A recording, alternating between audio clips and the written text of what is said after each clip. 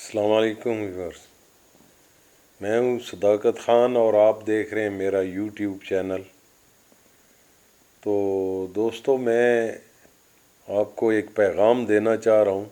एक तो मेरी रिक्वेस्ट है कि जितने भी इंडिया के और बांग्लादेश और फ़लस्तीन के, बल्कि जितने भी मुसलमान हैं, उनसे मेरी रिक्वेस्ट है कि इमरान ख़ान साहब के लिए स्पेशल दुआ करें। और इंशाअल्लाह इमरान ख़ान आएगा और भारी अक्सरियत से आएगा। और इंडिया के मुसलमान और कश्मीर के मुसलमान बहनें हमारी और हमारे भाई और बुज़ुर्ग जितने भी हैं, उनसे मेरी स्पेशल रिक्वेस्ट है कि इमरान ख़ान साहब के लिए दुआ करें। इमरान ख़ान मेरा लीडर है, हम सब मुसलमानों का इंशाअल्लाह लीडर है और भारी अक्सरियत से आएगा तो वो अपने फ़ैसले इंशाअल्लाह कर पाएगा। तो उसके लिए मैं आपका बड़ा मशकूर हूँ और आपसे मेरी रिक्वेस्ट है कि आप प्लीज़ जितने भी मुसलमान हैं, इमरान ख़ान के लिए स्पेशल दुआ करें। और इमरान ख़ान का मैं आपको मैसेज सुनाना चाह रहा हूँ, जो उनका मैसेज है सब मुसलमानों के लिए है। के लिए ये गौर से सुने मेरी बात। ये जो शहबाज गिल से हुआ, ये इसलिए नहीं हुआ कि उसने कहा क्या। जो उसने कहा उससे बहुत ज्यादा नवाज शरीफ, शहबाज नहीं, शहबाज तो खैर बूट पॉलिश करता रहता है। नवाज शरीफ, आसिफ जरदारी, मरियम, ख्वाजा आसिफ, फजलुर रहमान डीजल, इन सब ने उससे बहुत ज्यादा ऐसी बातें की कि वाकई इस फौज के इदारे को नुकसान पहुंचाने की कोशिश की। तो इसलिए शहबाज गिल को नहीं पकड़ा कि उसने कहा क्या था, उसको इसलिए पकड़ा, उसके ऊपर तशद्दुद किया। कोई भी पाकिस्तान के आईन और कानून के मुताबिक नहीं चले।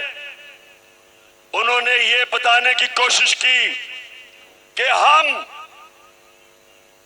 हम पाकिस्तान के कानून से ऊपर हैं, हम जो चाहे कर सकते हैं। डराने की कोशिश की कि सब देख के डरे कि अगर शहबाज गिल को इस तरह तशद्दुद करके उसको ज़हनी तौर पे अगर उसको तोड़ सकते हैं तो वो किसी से भी ये कर सकते हैं। तो मेरे पाकिस्तानियों, ये आपके लिए एक फैसला कुल वक्त है। मैंने आज आपको दो वजह से यहां बुलाया। एक कि जो शहबाज गिल से इन्होंने किया और कर रहे हैं, और दूसरा अवाम की आजाद आवाजों को बंद करने के लिए जो इन्होंने सबसे मकबूल चैनल ARY उसको बंद किया। इसलिए नहीं बंद किया कि ARY ने कोई गलती की। उसको भी इसलिए बंद किया कि वो सच दिखा रहा था। वो हमारा मौकिफ, मेरा मौकिफ, अवाम का मौकिफ वो पब्लिक के सामने लेके आ रहा था, इसलिए उसको बंद किया। और बाकी चैनल्स को खौफ फैलाया कि अगर तुम लाइन में ना आ गए तो इसी तरह तुम्हें भी बंद करेंगे और नुकसान पहुंचाएंगे। तो मेरे पाकिस्तानियों, मैं आज इसलिए आपको सिर्फ 24 घंटे नोटिस में आप सबको बुलाया। ये बड़ा अहम वक्त है पाकिस्तान में, फैसला कुन वक्त है, डिफाइनिंग मोमेंट है। ये ऐसा वक्त है कि अगर हम इस खौफ के बुत के सामने झुक गए, हमारे सामने गुलामी है। हमेशा दुनिया की तारीख में फिरौन और डिक्टेटर्स और बादशाह वो लोगों को गुलाम बनाते थे खौफ के ऊपर। वो लोगों को गुलाम बनाते थे मीडिया का, लोगों की आवाजें बंद करके वो लोगों को ऊपर काबू पा जाते थे, लोगों की तनकीद खत्म करके। इस तरह अवाम गुलाम बन जाती है। तो आज हम सब ने सबसे पहली चीज कि हम सब ने इस जुल्म का मुकाबला करना है। और पहली दफा अपनी 26 साल की सियासत में मैं पहली दफा एक जिंदा कौम देख रहा हूं, पाकिस्तानियों को। पहली दफा एक सोई हुई कौम जाग रही है। इल्लामा इकबाल सोए हुए मुसलमानों को, गुलाम मुसलमानों को मुसलसल कई सालों से अपनी शायरी से जगाने की कोशिश की, मुसलमानों की गैरत को जगाने की कोशिश की। उन्होंने मुसलमानों की खुददारी को जगाने की कोशिश की। आज भी वही दौर है।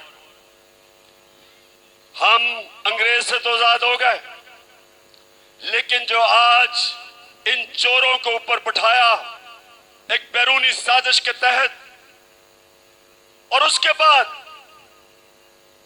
इनको हमारे ऊपर मुसल्लत कर रहे हैं खौफ फैला के। 25 मई कभी ये कौम भूलेगी नहीं। पुरअमन एहतजाज था। यहां डी चौक की तरफ लोग, फैमिलीज, बच्चे एक पुरअमन एहतजाज कर रहे थे,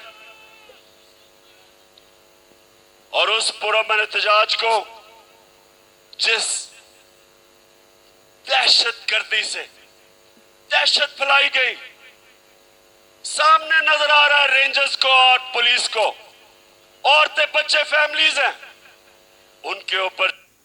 फॉरेक्स क्या है और आप इससे कैसे मुनाफा कमा सकते हैं? Forex basics course. इन चोरों को हम किसी तरह, इन चोरों को जो हमारे ऊपर मुसल्लत किया, हम किसी तरह तस्लीम कर लें। सब सुन लो, ये चोरों को, जो चोरों का टोला है, जो थ्री स्टूजेस हैं, जो बाहर भगोड़ा बैठा है, आज सब सुन लो, ये कौम जाग गई है, बेदार हो गई है, शऊर आ गया।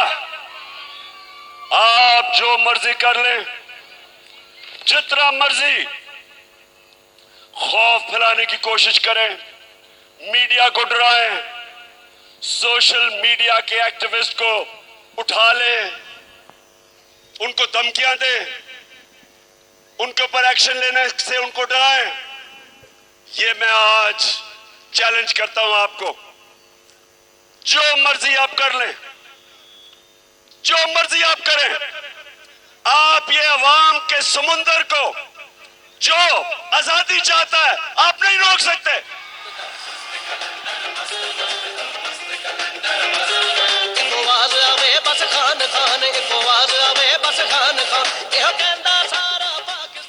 शहबाज गिल को, शहबाज गिल ने जिस तरह उसको उठाया, 2 दिन जो तशद्दुद किया, और फिर एक आदमी को इस तरह उन्होंने रखा जिस तरह पता नहीं कितना बड़ा मुल्क का कोई गद्दार पकड़ा है।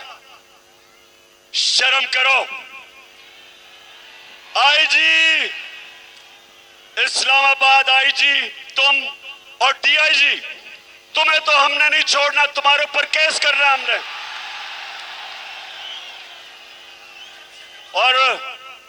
और मैजिस्ट्रेट साहिबा ज़ेबा, आप भी तैयार हो जाए, आपके ऊपर भी हम एक्शन लेंगे।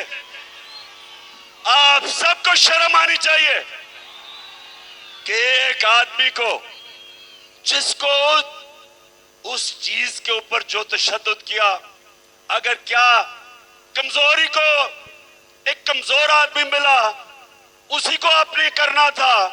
फजल रहमान से जान जाती है। और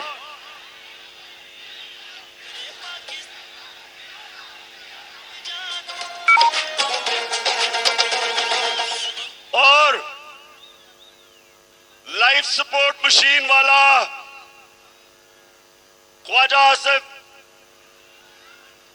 जो कहते हैं हमें तो अमेरिका के जूते पॉलिश करने चाहिए क्योंकि हम लाइफ सपोर्ट मशीन पे हैं।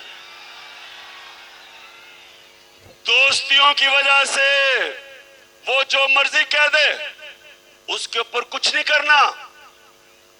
हाँ तो दोस्तों, ये थे इमरान खान साहब, जो इंशाल्लाह जिसके लिए मैं आपसे रिक्वेस्ट कर रहा हूँ कि इनके लिए दुआ करें। और ये गौरव आर्या, लास्ट टाइम तुमने हमारे लीडर के ख़िलाफ़ जो बातें की थी, तो मैंने तुम्हें जवाब दिया था। इंशाल्लाह इमरान खान आएगा और भारी अक्सरियत से आएगा। और मैं तमाम मुसलमान बहन भाइयों और बुज़ुर्गों से ये रिक्वेस्ट करता हूँ कि इमरान खान के लिए स्पेशल दुआ करें। और जितने भी बांग्लादेश के और इंडिया के मुसलमान बहन भाई हैं और कश्मीरी बहन भाई जितने भी हैं, यही जो इमरान खान बात कर रहा है कि पहले खौफ दिया जाता है मुसलमानों को, जिस तरह इंडिया में हिंदू मुसलमानों को खौफज़दा करते हैं और कश्मीर में भी इन्होंने ऐसे ही किया है। तो ये एक हकीकत है। और यहूदी भी इसी तरह फ़लस्तीन में कर रहे हैं। तो बाकी इंशाअल्लाह मैं फिर भी हाज़िर होता रहूँगा। मिस्टर गौरव आर्या, आपसे बातें करनी है इंशाअल्लाह। तो मेरे मुसलमान बहन भाइयों, किसी से डरने की कोई किसी को भी ज़रूरत नहीं है। ये खौफ व हिरास पैदा किया जा रहा है हर तरफ मुसलमानों के लिए। और अमेरिका भी यही पॉलिसी अख्तियार करता है। इराक़ में भी उसने इसी तरह किया है, मुसलमानों पे जुल्म किया है, सूरिया में किया है और अफ़गानिस्तान में किया है। ये खौफ व हिरास फैलाने की कोशिश की है उसने, अमेरिका ने, और अब पाकिस्तानियों के साथ पंगा ले रहा है।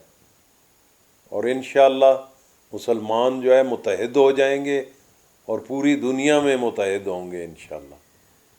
तो इसके साथ ही मैं आपसे इजाज़त चाहता हूँ। अल्लाह हाफ़िज़।